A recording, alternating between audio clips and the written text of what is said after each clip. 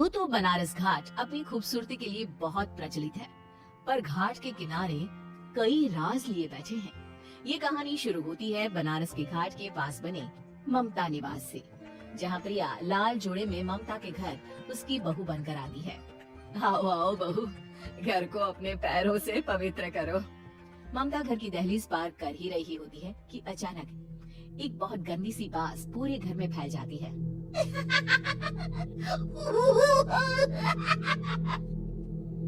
ये बदबू और ये आवाजें, ये कौन हंस रहा है माँ? अब ये पड़ोसी ना हमारे थोड़े अलग से है। कहाँ हम शाकाहारी और ये मांस मच्छी खाने वाले। छोड़, तू ध्यान मत दे और गृह प्रवेश कर। और हाँ बहू, अपनी सास की एक बात हमेशा याद रखना, इन पड़ोसियों से तो कभी बात नहीं करेगी। अच्छे लोग नहीं है ये। अपनी सास की ये बात मानेगी ना बेटा? हाँ माँ, जो आपकी मर्जी, मैं उनसे बात नहीं करूंगी। अगले दिन प्रिया अपनी पहली रसोई बनाने रसोई घर में जाती है। ये छोटी बात तो नाक में जा रही है। एक काम करती हूँ, खिड़की खोल देती हूँ। प्रिया खिड़की खोलने जाती है। इतने जाले, लगता है इस खिड़की को कभी खोला ही नहीं गया। पर ऐसा क्यों? ओह, नॉन वेज की स्मेल आती होगी ना। 2 मिनट के लिए खोल लेती हूँ, फिर बंद कर दूंगी। प्रिया खिड़की खोलती है। खिड़की खोलते ही उसकी नजर सामने वाले घर की खिड़की पर पड़ती है, जहाँ एक लड़की खड़ी होती है। हाथों में मेहंदी, लाल रंग की साड़ी, बिल्कुल सजी धजी, मानो प्रिया की तरह ही वो भी नई नवेली बहू हो। वो प्रिया को देखकर मुस्कुराती है। हे भगवान, माँ ने तो इनसे बात करने को मना किया था। प्रिया फौरन ही खिड़की बंद कर देती है और तवे पर चढ़े रोटी की ओर देखने लगती है, पर वहाँ रोटी न होकर मछली पड़ी होती है। ये क्या? पहली ही रसोई में इतनी बड़ी गलती! हे भगवान, अब मैं क्या करूं?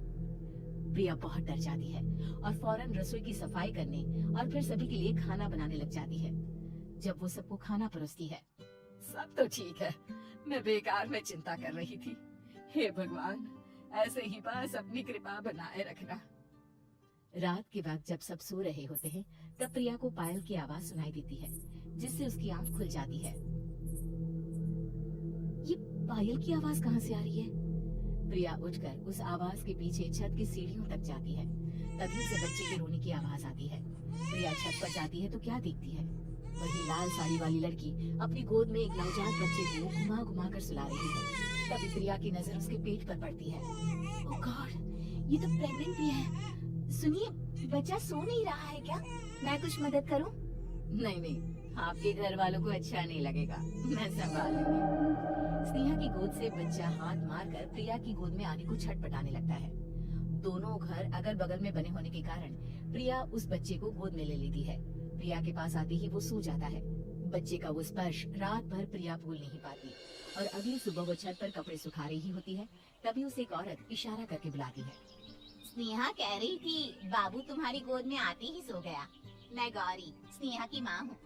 बहू, घर आना, बाबू को खिला भी लेना।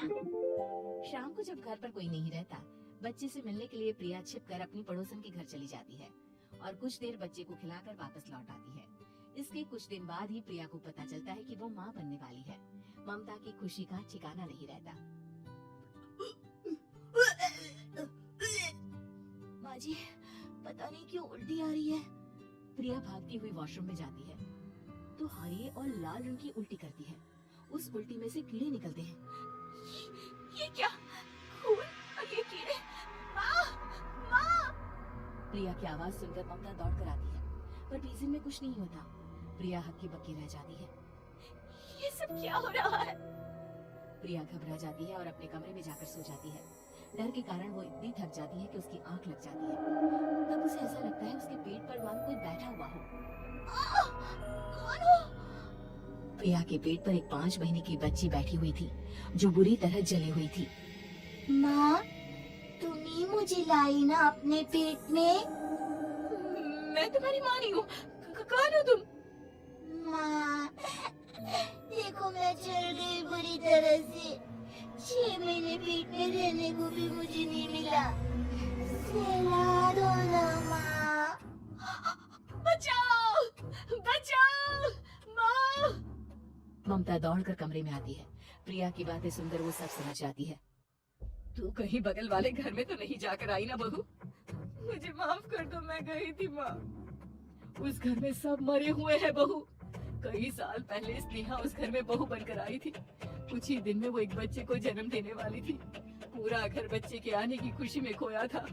एक दिन अचानक उस घर में आग लग गई। सब बुरी तरह जलकर मर गए। गौरी आज भी दादी बनने का इंतजार कर रही है और इसीलिए स्नेहा ने अपना अजन्मा बच्चा तुम्हारी कोख में डाल दिया।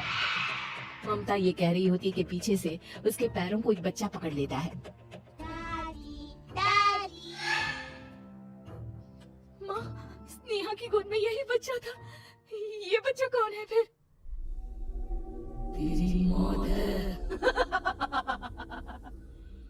तेरी भी दादी। जिस चीज का ममता को डर था वही हो गया। ममता निवास के ऊपर मौत ने चादर बिछा दी थी। प्रिया का पेट ऐसे ही बढ़ जाता है मानो 9 महीने का हो। 2 हाथ उसके पेट से बाहर निकलते हैं। बहू, संतोष को फोन कर, किसी पंडित जी को बुला बहू। प्रिया का पति भागता हुआ घर आता है। ये तो होना ही था माँ। तेरा बाप तेरे सामने आ गया तो तू सह नहीं पा रही है। स्नेहा घर में आग लगी नहीं थी, माँ ने लगाई थी प्रॉपर्टी की लालच में। और वो बच्चा मेरी पहली पत्नी का बच्चा है, मेरा बेटा, जो कि उस आग की चपेट का शिकार हो गया था। मैंने तुमसे ये सब माँ के कहने पर छुपाया था। मुझे माफ कर दो प्रिया। तुम अगर चाहो तो यहाँ से जा सकती हो। मैं तुम्हें किसी भी बंधन में रखना नहीं चाहता। मेरी शादी हुई है आपसे, मैं आपको छोड़ नहीं सकती, पर उससे पहले हमें स्नेहा, उसकी माँ और बच्चे की आत्मा की शांति करवानी होगी। संतोष और ममता गौरी के घर जाते हैं। अंदर सब कुछ जला हुआ होता है। जमीन पर जली हुई लाशें बिखरी हुई थी। ममता रो रो कर अपनी करने की माफी गौरी से मांगती है। प्रिया स्नेहा के घर वालों का अंतिम संस्कार करवा देती है और ममता निवास फिर से आत्माओं के साए से मुक्त हो जाती है।